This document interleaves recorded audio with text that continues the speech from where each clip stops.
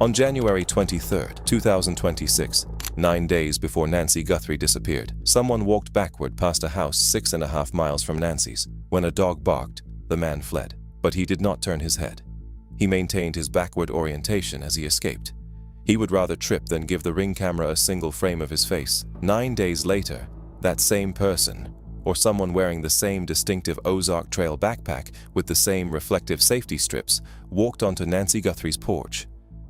But he was not walking backward anymore. He was calm, confident. He tapped the camera lens twice, like someone checking a piece of furniture they walk past every day. What changed in 9 days? The answer is simple. January 23rd was the test. Because the police did not show up the next morning, he learned he was invisible. By February 1st, he was no longer testing, he was executing. This video breaks down 7 documented details from the FBI camera footage, the crime scene, and public records that reveal who the man behind the mask is. Not one coincidence, not speculation built on TikTok overlays. 7 behavioral, forensic, and operational markers that, taken together, build a profile investigators cannot ignore. A profile that points in a specific direction, with a precision that is uncomfortable. And the 7th detail, the last one, is the one that changes everything. Because it does not reveal what the suspect did. It reveals what he knew. And what he knew could only be known by someone who had been sitting at the same dinner table as Nancy Guthrie for years. Subscribe right now and turn on notifications, because what I am about to lay out has not been assembled in this way anywhere else. Nancy Guthrie, 84 years old, was taken from her home in the Catalina foothills of Tucson on the night of February 1st, 2026. Her doorbell camera was disabled at 1:47 a.m. Her pacemaker lost its Bluetooth connection at 2:28 a.m. At 2:36 a.m., a car matching a Kia Soul appeared on a neighbor's Ring camera 2.5 miles away, exactly 6 minutes of driving.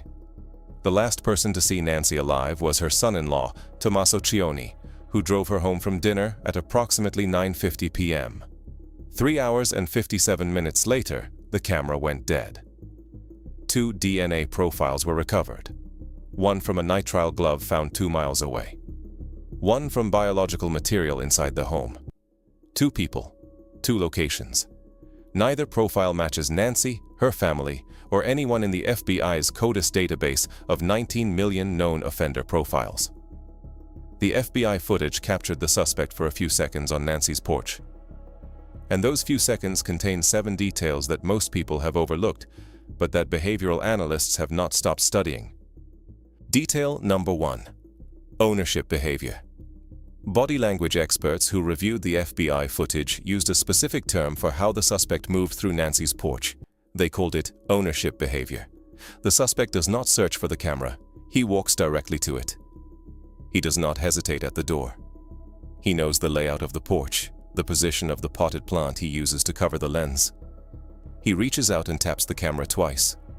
Casual, rhythmic, like someone checking a piece of furniture they walk past every day. That is not a stranger's movement. That is muscle memory. 20 years of Friday night dinners encoded into a body. And here is where it gets interesting. When the garden vegetation did not fully block the lens, the suspect disconnected the camera. Fox News Digital later reported that glass fragments were found beneath the camera bracket. What he could not pull off, he smashed. A stranger casing a target stops, scans, searches. This man did not scan anything. He moved like someone who had been on that porch 100 times. Detail number 2. The gate. Nancy's property has a wrought iron security gate at the front entrance. In the FBI footage, the suspect passes through it without forcing anything. No tool marks, no prying, no kicking. He appears to walk through as though it was already open or had been left unlocked for him. There are 2 explanations. The first is that Nancy did not lock her gate that night. She is 84 years old, living alone in a quiet neighborhood where she has lived since 1985. It is possible. The second is that someone made sure it would be accessible. Someone who was standing at that exact gate 4 hours earlier saying goodnight. Someone who knew the gate needed to be open for the plan to work. The person on that porch did not behave like someone overcoming barriers. He behaved like someone walking through a path that had been cleared for him. But those two details only prove familiarity with the property. What the suspect was wearing reveals something entirely different. Detail number 3. The deliberately bad gear. The suspect wore a $20 Ozark Trail backpack from Walmart with reflective strips that glow under infrared like a beacon. A cheap ski mask. A belly band holster strapped over a thick jacket in the wrong position. Firearms expert John Correa said no one with even a single day of tactical training would wear a holster like that. The total cost of everything the suspect was wearing is probably $70. People defending Tommaso love this detail. They say he is too smart to look that stupid.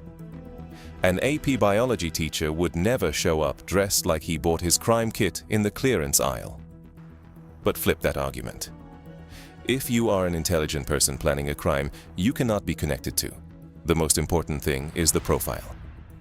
The behavioral template the FBI builds to describe who they are looking for.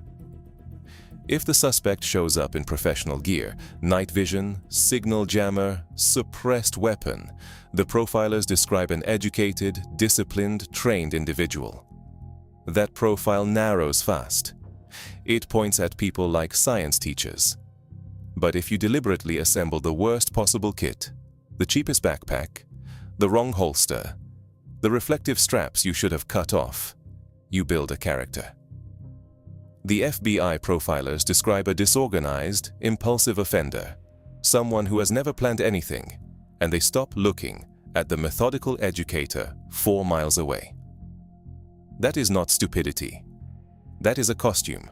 And a month later, no one in law enforcement has named Tommaso Cioni as a suspect. The costume is working. Detail number 4. The wrist mark. Former FBI Supervisory Special Agent Jim Clemente identified what appeared to be a marking, possibly a tattoo, visible on the suspect's right wrist in the infrared footage. His assessment was precise. If confirmed, that marker could help investigators rule individuals into or out of the suspect pool entirely. Clemente is not a YouTuber speculating in his bedroom. He is a former FBI profiler who spent his career analyzing exactly this kind of evidence. When he says a tattoo could help identify the suspect, he is telling us that the FBI is already looking at this detail. They are already cross-referencing it against known individuals. Online investigators who went through old performance videos of early Black, the band Tommaso Cioni, and Dominic Evans have shared since 2007, identified what appears to be a marking on Evans's wrist, consistent with Clemente's observation from the FBI footage. Detail number 5. The January 23rd rehearsal. I need you to understand why walking backward matters. Consumer security cameras like Ring rely on passive infrared sensors. They sleep until body heat triggers them. The sensor wakes up the processor. The lens adjusts. The Wi-Fi establishes a handshake. That takes 1 to 2 seconds. Walk forward, and those first seconds capture your face as you approach. Walk backward, and the camera captures nothing but the back of a hoodie. By the time the lens is recording, your face is shielded. The suspect on January 23rd was physically hacking the camera's lag time with his body. That is not the behavior of an opportunist. That is someone who has studied the technology. And when the dog barked, he fled, but he maintained his backward orientation. He suppressed the biological reflex to turn toward the sound. He would rather trip than give the camera a single frame of his face. That level of discipline comes from preparation. 9 days of preparation before execution. And here is what nobody has connected. The information gathered at one location, how to defeat a Ring camera sensor lag by walking backward, was successfully applied at the other. That is an information transfer between collaborators. But those 5 details, as disturbing as they are, describe what the man on the porch did. The last 2 details reveal what he knew. And what he knew is what makes this case impossible to explain with a random stranger. Detail number 6, the insider knowledge. Think about what the person who planned this crime would need to know. The cameras. Not just where they are, but whether they record. Nancy's Nest system did not have an active cloud subscription. The cameras could detect motion and send alerts, but they were not recording continuous footage. The FBI had to partner with Google to recover residual data from back-end servers. The only people who would know those cameras were essentially props, are the people who spent time in that house. The people who helped Nancy with her technology. The people who saw the camera every week and knew she never paid for the subscription. The medication. Nancy's essential medications were on the kitchen counter. The sheriff confirmed they managed conditions that could become life-threatening without daily dosing. 41 minutes inside the house. Neither person took them. And this is where it gets truly disturbing. If this was a ransom operation, the medication is the most important item in the house. A dead hostage is worth nothing. Leaving the pills behind means one of two things. Either the kidnapper was so incompetent they did not understand an 84-year-old woman with a pacemaker needs her medication, or they already knew she would not need it. Because keeping her alive long enough to collect a ransom was never the plan. The timing. Nancy was taken on the exact weekend Savannah Guthrie was scheduled to travel internationally for NBC's coverage of the Winter Olympics. Olympic assignments are determined months in advance. If you wanted to target Nancy during a window when her most powerful family member would be on the other side of the planet, who would know that schedule? A family member. Someone who heard about the trip at dinner. The gate, the cameras, the subscription status, the medication, Savannah's schedule. Every piece of knowledge necessary to execute this crime lives inside the same family circle. An outsider would need weeks of surveillance to learn it. An insider already knows. But here's the detail that ties everything together, that transforms circumstances into a pattern investigators cannot ignore. Detail number 7. The profession. Tommaso Cioni teaches AP Biology at a charter school in Tucson. College-level molecular biology, genetics, biochemistry. His students learn about PCR amplification, the same technique forensic labs use to process crime scene, DNA. His students learn about gel electrophoresis, the same method that creates the genetic profiles entered into CODIS. The suspect on the porch wore black nitrile gloves, the exact same gloves found in every biology classroom in America. Tommaso puts on nitrile gloves every working day of his life. He teaches students how to handle specimens without contaminating them. He knows how DNA transfers between surfaces. He knows what a forensic technician looks for. He knows what they miss. But here is what most people do not know about nitrile gloves. They are not perfect. They are rated for chemical resistance, not forensic evidence prevention. Microtears form during physical exertion, especially around the fingers. Sweat builds inside the glove within minutes.